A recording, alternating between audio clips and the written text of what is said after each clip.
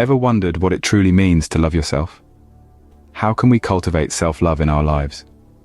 The first step is practicing self-care.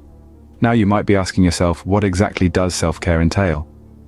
Well, it's all about dedicating time to nurture not just your body, but your mind and spirit as well. Think of activities that make you feel good, that rejuvenate you. This could be anything from breaking a sweat at the gym to finding tranquility in meditation, immersing yourself in an inspiring book, or simply taking a peaceful walk in nature.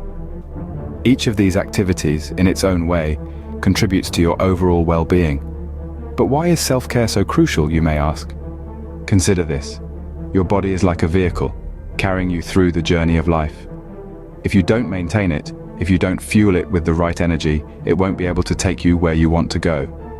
Similarly, your mind needs nourishment, it needs rest, and it needs positive stimulation. And your spirit? It needs to be acknowledged, listened to, and allowed to breathe. It's the essence of who you are.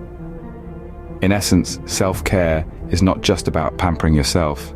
It's about recognizing your needs and taking active steps to meet them.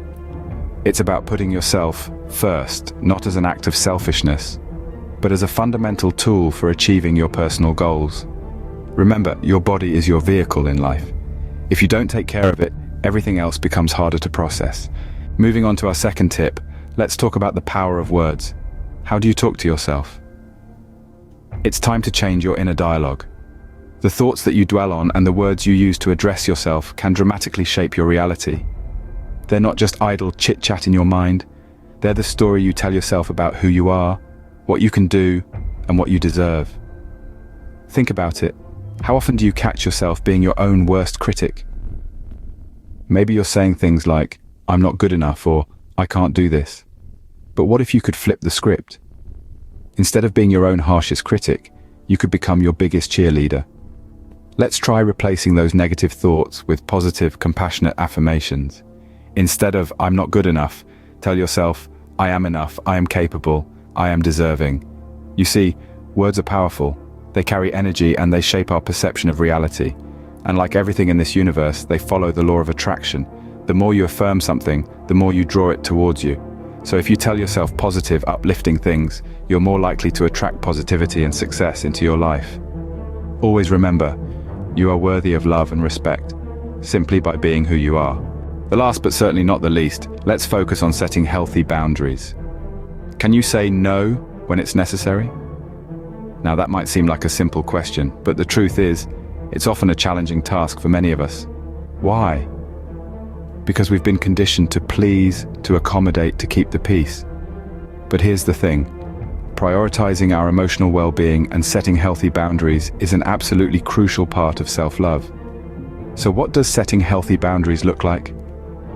It means valuing your own time, energy, and emotional space.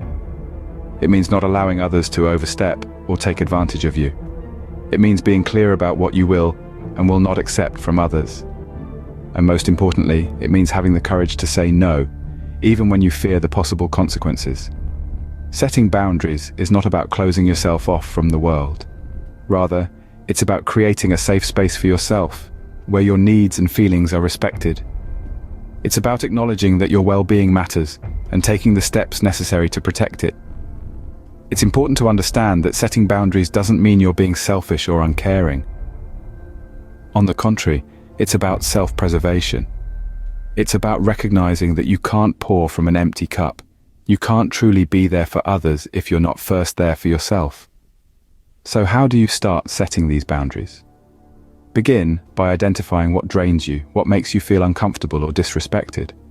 Then, communicate your boundaries clearly and assertively. Remember, it's not about demanding respect, but about teaching people how to treat you through your own actions and responses. And finally, stand firm. There will be those who will try to push or test your boundaries. When that happens, stand your ground. It might be difficult, but remember, this is about your well-being. This is about self-love. Having healthy boundaries is not about being selfish. It's about self-preservation. Always remember, it's okay to put yourself first.